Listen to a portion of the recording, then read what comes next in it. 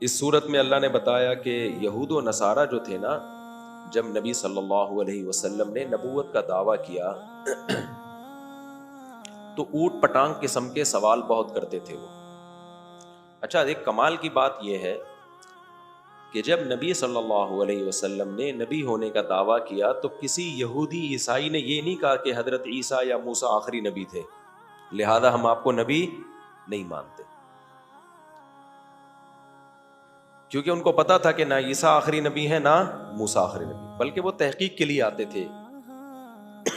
جبکہ اس امت میں کسی نے بھی نبوت کا دعویٰ کیا نا تو امت کے A to Z علماء نے فوراً فیصلہ کیا کہ یہ جھوٹا ہے، اس پہ تحقیق کے لیے جانا بھی جائز نہیں ہے. کیوں؟ یہ بات طے شدہ ہے، یہ فائل ختم ہو گئی بھائی، نبی صلی اللہ علیہ وسلم آخری نبی ہیں. تو اجماع امت یہ بہت بڑی دلیل ہے. اجماع امت، کوئی قرآن کی ایسی تفسیر کر رہا ہو، ایسی حدیث کا مطلب بتا رہا ہو جو امت کے اجماع کے خلاف ہو، اٹھا کے دیوار پہ مار دو اس کو، چاہے وہ 100 دفعہ کہہ رہا ہو کہ میں قرآن کو مانتا ہوں، میں امت کو نہیں مانتا. بھائی قرآن امت نے زیادہ اچھا سمجھا ہے. اب انہی میں آیات آئی نا ہمارے یہاں، پہلے میں یہ آیت کر لوں پھر آگے چلتا ہوں. تو مشرکین ایک یہود و نصارہ نبی کے پاس آتے اور کہتے کہ ان تنزل علینا کتابا من السماء، کہ بھائی موسیٰ علیہ السلام کو تو پوری تورات ایک ساتھ مل گئی تھی، تو آپ پر تھوڑا تھوڑا کر کے قرآن نازل کیوں ہو رہا ہے؟ یہ تو اس کا مطلب ہے آپ نبی نہیں ہیں. موسیٰ تو کوہ طور پہ گئے تھے اور کتاب لے کے آ گئے تھے، تو آپ بھی جائیں کتاب لے آئیں جا کے. یہ اعتراض کس نے کیا؟ یہودیوں نے. تو نبی صلی اللہ علیہ وسلم کو اس پہ غم ہوتا تھا. اب جو سمجھنے کی بات ہے نا وہ سمجھو. ظاہر ہے ایسے موقع پہ آپ کی خواہش ہوتی ہوگی کہ اللہ ان کا منہ بند کرنے کے لیے جو 23 سال میں قرآن نازل کرے گا وہ مجھے فوراً دے دے. یہی ہوگی نا خواہش. بھائی ہم پہ جب کوئی اعتراض کرتا ہے تو ہم کیا کرتے ہیں؟ اعتراض کا جواب دینے میں ہم چاہتے ہیں کہ یار اس کا منہ کسی طریقے سے بند ہو جائے. ہمارے حضرت مفتی رشید احمد صاحب رحمہ اللہ کو ایک خواب آیا، بہت اچھا خواب تھا، حضرت نے سنایا. تو کسی نے حضرت سے کہا حضرت یہ بدعتی لوگ جو ہے نا یہ تو پورے خوابوں پہ چل رہے ہیں، آپ نے بھی وہی کام شروع کر دیا جو کون کرتے ہیں؟ بدعتی لوگ. کسی نے حضرت کو لکھ کے دیا. حضرت نے فرمایا کہ یعنی پھر وہ خواب لوگوں میں مشہور بھی ہوا. حضرت نے جب بتایا وہ خواب تو مشہور بھی ہو گیا لوگوں میں. تو حضرت نے فرمایا کہ ہم کسی کا اعتراض کا جواب دینے کے لیے ایک شرعی چیز ہی کا انکار کر دیں. حدیث میں آتا ہے کہ بعض دفعہ خواب سچا ہوتا ہے اور وہ وحی کا 46واں حصہ ہے، تو ہم لوگوں کو منہ اس طرح سے بند کریں کہ خواب ہی کی حیثیت کا انکار کر دیں ہم. یہ طریقہ بدعت پہ رد کا ٹھیک نہیں ہے. اگر بدعتی لوگ جھوٹے خواب سنا کے لوگوں کو بیوقوف بنا رہے ہیں، اس کا یہ مطلب تو نہیں ہے کہ کسی کو واقعی سچی مچی کا خواب آ جائے تو اس کی بھی کوئی حیثیت نہیں ہے. تو جتنی اس کی حیثیت ہے اتنی اس کی حیثیت دینی چاہیے. تو لوگوں کا منہ بند کرنے کے لیے وہ کام نہیں کیا جا سکتا کہ آپ شریعت کی حدود ہی کو کیا کر لیں، لمٹ ہی کو کراس کرنا شروع کر دیں. اتنا آگے جانے کی آپ کو اجازت نہیں ہے. اس کی مثال ایسے ہے جیسے کرامت کے واقعات ہیں، معجزے ہیں. معجزوں میں تو یہ نہیں ہوتا، کرامت کے واقعات بعض بزرگوں کے ہوتے ہیں جو واقعی سچی مچی کے ہوتے ہیں، جھوٹے نہیں ہوتے. بعض لوگ کہتے ہیں یہ واقعات سناؤ ہی نہیں بالکل، کیونکہ اس سے شرک پھیلنے کا خطرہ ہوتا ہے. اب یہ غلط ہے. یہ کیا ہو جائے گا؟ یہ شرعی حدود سے تجاوز. کیونکہ کرامت کے واقعات جو اللہ تعالیٰ کی طرف سے اہل اللہ کے ہاتھ پہ ہوتے ہیں وہ ہوتے ہی اس لیے تاکہ لوگ اللہ کی قدرت پہ یقین کریں، اور ان کو یقین ہو کہ سب کچھ اسباب کے تحت نہیں ہوتا، کچھ جگہوں پر اللہ کی طاقت اور قدرت بھی نظر آتی ہے. تو اب شریعت کے اس حکم ہی کو ہم کالعدم قرار دے دیں کہ مشرک لوگوں کو اس سے پروپیگنڈے کا موقع ملے گا، تو یہ طریقہ ٹھیک نہیں ہے. ہاں کرامت کی حیثیت کو بیان کیا جائے کہ بھئی کرامت کا مطلب یہ نہیں ہوتا کہ اب یہ واقعی اللہ کا ولی بن گیا ہے، یا یہ نہیں ہوتا کہ یہ اس کے ہاتھ میں کچھ طاقت آ گئی ہے. لیکن کرامت کے واقعات جو ہر دور میں ہوتے رہے ہیں وہ ہوئے اسی لیے ہیں کہ جب لوگ ان کو دیکھیں تو ان کو بیان بھی کریں اور اللہ کی طاقت اور قدرت پہ یقین بھی کریں. آپ کو یاد ہے میں نے چند سال پہلے ایک واقعہ سنایا تھا. ہندوستان سے ایک بزرگ تھے، ہم مائگریٹ کر کے آئے تھے، ہمارے محلے میں رہتے تھے جہاں میں رہتا تھا نا پہلے. بڑے اللہ والے بزرگ تھے, تبلیغ میں وقت لگتا تھا ان کا, بہت عبادت کرتے تھے. انہوں نے مجھے اپنی آنکھوں دیکھا واقعہ سنایا ہندوستان کا, اپنا آنکھوں دیکھا واقعہ. اب تو انتقال ہو گیا ہوگا ان کا, اس وقت اتنے بوڑھے تھے جب واقعہ سنا رہے تھے. انہوں نے بتایا کہ ہندو بلوائی جو ہے نا, جو فسادی قسم کے ہندو ہوتے ہیں, سارے ہندو فسادی نہیں ہوتے لیکن بہت سے فسادی بھی ہوتے ہیں, تو مسلمانوں کے علاقے میں وہ بلوا کرنے کے لیے آ رہے تھے. جب ہندو بلوا کرتے ہیں نا, تو جو آتا ہے انسان گاجر مولی کی طرح کاٹ دیتے ہیں اس کو. احمد آباد کے واقعات دیکھ لو, ابھی بھی یوٹیوب پہ شاید پڑے ہوئے ہوں. تو کہتے ہیں مسلمان بہت تھوڑے تھے, علاقہ تھوڑا سا علاقہ تھا, کیسے لڑ سکتے تھے ان سے.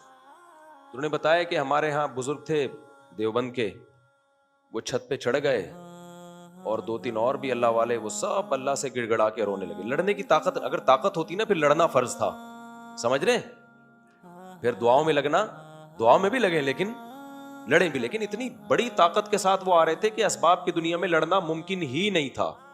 یہ میں اس لیے کہہ رہا ہوں کہ ایسا نہ ہو کہ کہیں کوئی آپ پہ حملہ کرنے آ رہا ہو, آپ بھی چھت پہ مسلح بچھا کے دعائیں شروع کر دو.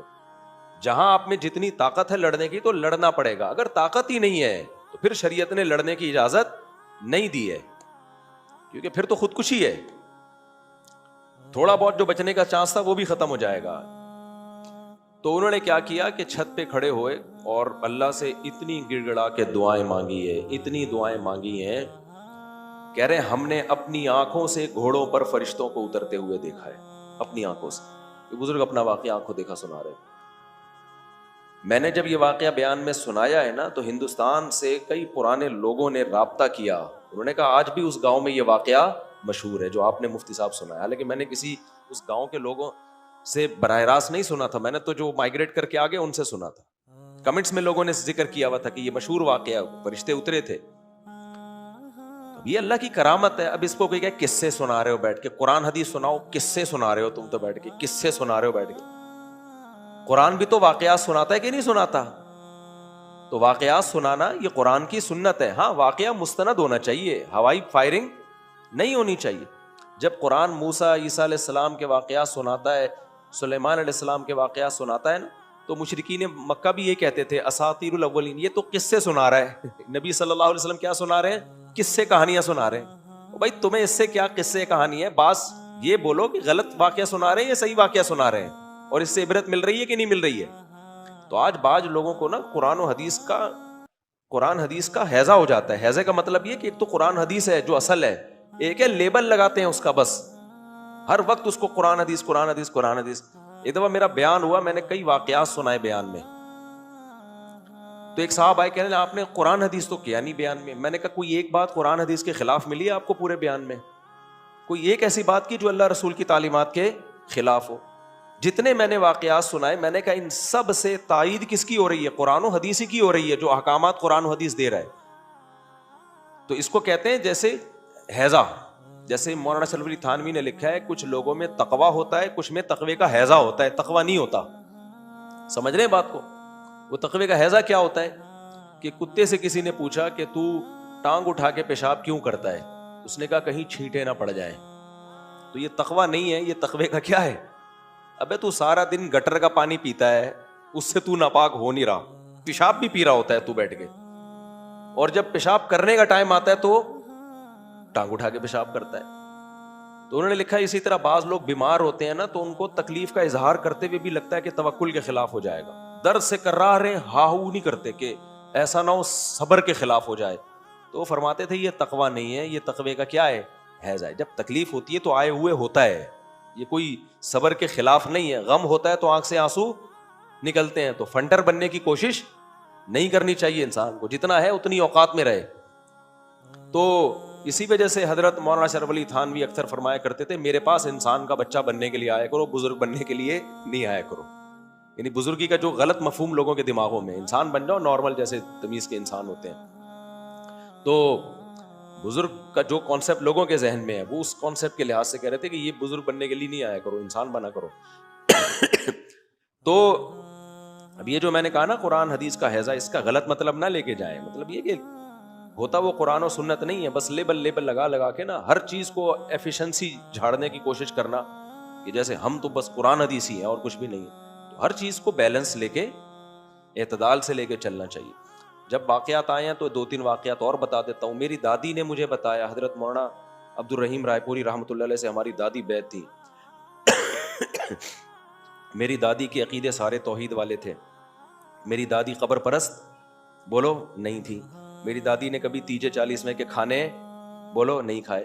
اگر علماء دیوبند قبر پرست ہوتے, اگر علماء دیوبند بدعتی ہوتے, تو ہماری دادی, والد, دادا, پردادا سارے قبر پرست ہوتے. میرے بھائی, میرے تو دادا بھی بیعت تھے جو ہندوستان میں حضرت جو محمد شفیع خان کے نام سے نا, جنہوں نے 60 سال مدرسے میں پڑھایا ہے, وہ بھی بیعت تھے دیوبند کے کسی بزرگ سے. میرے پردادا حضرت رشید احمد گنگوہی رحمۃ اللہ علیہ سے بیعت تھے. تو ہم نے تو اپنے دادا پردادا سے جو دین ہمیں گھر میں ملا ہے, اس میں نہ کنڈے ہیں, نہ تیجا ہے, نہ 40واں ہے, نہ قبر سے دعائیں مانگنا ہے. میرے والد صاحب کی قبر بھی ایک بالش ہے, مٹی کی قبر ہے. میرے دادا کی قبر بھی ہندوستان میں ابھی بھی جا کے دیکھ سکتے ہو, پردادا کی قبر بھی ایسا ہی ہے. تو یہ میری دادی کا بھی ایسا ہی حساب کتاب ہے. تو ہندوستان میں بدعتیں ختم علماء دیوبند نے کی ہیں.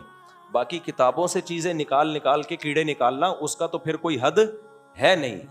کسی سے کوئی غلطی ہوئی ہو تو اس غلطی کو لیا نہیں گیا ہے, اس غلطی کو اتنا ہی رکھا گیا ہے جتنی جس کی غلطی ہے. آج بھی ہم کہتے ہیں کہ بھئی علماء دیوبند میں کسی نے اگر کوئی غلطی کی ہے تو ہم اس کے مکلف نہیں ہیں, نام اس میں اس کو فالو کرتے ہیں, ہو گئی ختم, قصہ ختم.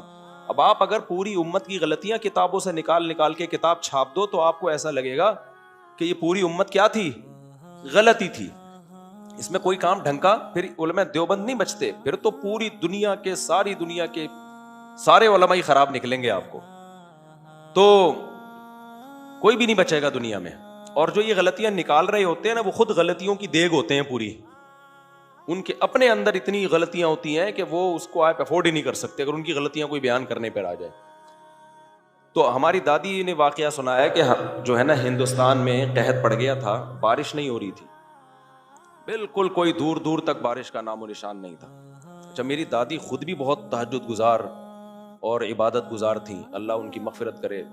شوال کے 6 روزے ہو گئے, رمضان میں مصلی سنبھال لیتی تھی. بس پہلے تو عورتیں ایسے ہی ہوتی تھیں, ہر وقت مصلی اور تسبیح. اور ایک ان کے اندر عیب تھا, ڈرامہ دیکھتی تھیں پڑوسیوں کے جا کے. وہ ہمیں سمجھ میں نہیں آتا تھا. دادی کا تقویٰ دیکھو, ہر وقت اللہ اللہ, اور اتنی پرہیزگاری اور مصلی پہ دعائیں, اور آخر عمر میں گھٹنے جواب دے گئے تھے, لیکن پھر بھی نمازیں پہ نمازیں چلتی تھیں ان کی. لیکن 8 بجے ڈرامہ آتا تھا پڑوسیوں کے ہاں, وہ دیکھنے جاتی تھی. وہ ہماری سمجھ میں اب تک آیا نہیں. اور اتنی تسلی سے ڈرامہ دیکھتی تھی کہ ڈرامے کو حقیقی معنی میں انجوائے کرتی تھی. وہ ایسا لگتا تھا کہ ڈرامے کے اندر گھس گئی ہیں. جیسے کسی نے ڈرامے میں سین آیا نا, ڈانٹ دیا, ارے بھائی کیوں ڈانٹ رہا ہے اس بیچاری کو, ایسے تبصرہ کر رہی ہوتی. رو رہا ہے, رونے کا سین آیا تو رو رہی ہیں بیٹھ کے, پورا انجوائے کرتی تھی. لیکن اس زمانے کے ڈرامے بھی یہ نہیں ہوتے تھے. خیر ڈرامہ تو ڈرامہ ہے, میں نہیں کہہ رہا کہ ڈرامے دیکھیں. تو اتنا صبر ہم نے ان میں دیکھا, اتنا صبر. میری دادی بتاتی تھی میرے 8 بچے فوت ہوئے ہیں پیدا ہونے کے بعد, 8 بچے, اور 9 سال 10 سال کے ہو کے صبر کیا. پھر میرے والد صاحب بچے تھے اور میرے تایا 2 بیٹے بچے تھے. تو پہلے عورتوں میں صبر بہت تھا. تو وہ انہوں نے واقعہ سنایا, یہ میں ان کے ثقہ ہونے کی دلیل پیش کر رہا ہوں کہ وہ جو واقعہ سنائیں گی تو مستند واقعہ ہوگا, ان کو کیا ضرورت ہے جھوٹ بولنے کی. انہوں نے کہا کہ ہم نے ایک بار نہیں, ہندوستان میں متعدد بار دیکھا ہے. ہم تو رہتے تھے مظاہر علوم میں, جہاں حضرت مولانا شیخ الحدیث مولانا زکریا رحمۃ اللہ علیہ کا مدرسہ تھا نا, مظاہر علوم, وہ بھی علماء دیوبند ہی کی شاخ تھی. انہوں نے فرمایا ہندوستان میں ایک بار نہیں بہت دفعہ ایسا ہوا ہے کہ جب قحط پڑتا تھا تو پھر یہ اکابر جو ہے نا, جو مظاہر علوم سے اور دارالعلوم دیوبند سے یہ بزرگان دین جایا کرتے تھے میدان میں نماز پڑھنے کے لیے. تو وہ میری دادی نے ہمیں بتایا کہ ہم بھی جاتے تھے, سارے عورتیں بچے مرد سب نکلتے تھے کھلے میدان میں, اور پہلے سے ٹینٹ اور تمبو کا اور دیگوں کا انتظام ہوتا تھا, دیگوں کا, کہ جب نماز ہم پڑھیں گے تو بارش ہوگی, تو جب بارش ہوگی تو کیا کھائیں گے, یعنی اتنا یقین ہوتا تھا کہ بارش ہوگی. انہوں نے بتایا کہ ہم جاتے تھے, پھر وہ دعائیں مانگتے تھے, اتنا روتے تھے اتنا روتے تھے اتنا روتے تھے. اس کے بعد جب دعا ختم ہوتی تھی ایک دم آسمان پہ بادل آتے تھے اور دے دنادن بارش, اور پھر چاول کھا رہے ہوتے تھے بیٹھ کے نا سب لوگ خوشی میں. تو ہمارے پڑوس میں ایک ڈاکٹر صاحب رہا کرتے تھے, ابھی تو شفٹ ہو گئے لاہور میں, اللہ ان کی عمر میں برکت دے اگر زندہ ہیں. ڈاکٹر نہیں, سوری, ان کے بیٹے ڈاکٹر تھے. میں نے ان کو یہ واقعہ سنایا اپنی دادی کے انتقال کے بعد نا, کہ آپ بھی تو ہندوستان میں رہے ہو, آپ نے بھی کوئی ایسا واقعہ دیکھا؟ انہوں نے بتایا کہ ہم نے بھی دیکھا. انہوں نے کہا کہ ہم اسی طرح, بوڑھے تھے نا وہ بھی, کہہ رہے ہم اسی طرح ہندوستان میں نا جب قحط پڑا تھا تو ہم جا رہے تھے استسقاء کی نماز پڑھنے کے لیے, نماز استسقاء ہے نا یہ, تو ہندو پتہ ہے کیا باتیں کر رہے تھے, کہہ رہے ہمیں دیکھ کے کہ موسلے جا رہے ہیں بارش برسانے کے لیے. مسلمانوں کو کیا کہتے ہیں ہندو, ویڈیو نہ بنائے ٹھیک ہے نا, موسلے جا رہے ہیں کیا کرنے کے لیے, بارش برسانا. اور ہندوؤں کا یقین ہوتا تھا یہ بارش برسوا کے آئیں گے. تو انہوں نے مجھے بتایا, یہ جو یہاں ادھر ہی کارنر والا گھر تھا ان کا, تو لاہور چلے گئے بیچ کے. تو انہوں نے کہا کہ ہم جب گئے ہیں تو اتنی شدید ترین گرمی تھی کہ گراؤنڈ میں ٹھہرنا ممکن نہیں تھا.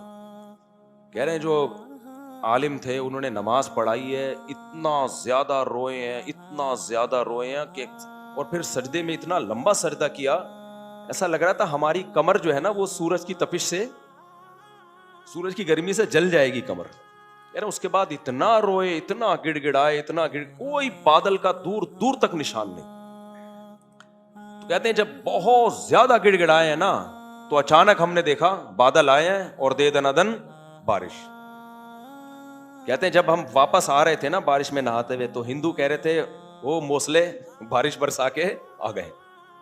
ہندوؤں کو بھی یقین ہوتا تھا کہ بھائی یہ جو ہے نا بارش برسوا کے آئیں گے. تو ہندو کہہ رہے تھے, خوش ہو رہے ہوتے تھے اور ہمیں بول رہے ہوتے تھے یہ موسلے جو ہے نا بارش برسوا کے آ گئے. یہی واقعہ میں نے اپنے شیخ حضرت مفتی رشید احمد صاحب سے بھی سنا.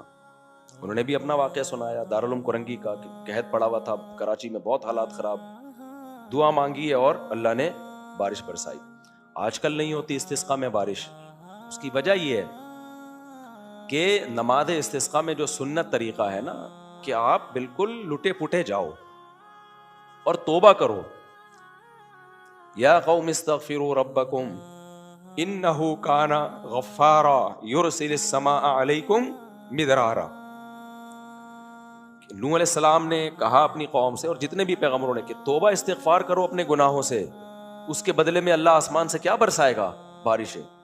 اب توبہ استغفار نہیں ہے, نماز استسقاء تو رہ گئی ہے لیکن اس میں سے توبہ کا عنصر کیا ہو گیا, ختم. نماز پڑھنے بھی جا رہے ہوں گے نا تو ٹک ٹاک پہ لڑکیوں کو دیکھتے ہوئے جا رہے ہوں گے وہاں. نماز کے بعد بھی جس سے سیٹنگ چل رہی ہے نا اس سے فون پہ رابطہ کرنے کا پروگرام ہوگا. تو جب اللہ کے سامنے جذبہ ہی ختم ہو گیا میرے بھائی, تو بس جو برس رہی ہے اسی پہ اللہ کا شکر ادا کرو. تو یہ بھی ایک قسم کی کرامت کا واقعہ ہے نا. نبی صلی اللہ علیہ وسلم کے دور میں بھی ایسا ہوا تھا. بخاری مسلم کی ہے غالباً حدیث کہ ایک صحابی نبی کے پاس آئے, دیہاتی صحابی. انہوں نے عرض کیا کہ یا رسول اللہ, گاؤں کے گاؤں تباہ ہو گئے ہیں, قحط پڑا ہوا ہے. آپ صلی اللہ علیہ وسلم نے ہاتھ اٹھا کے دعا مانگی.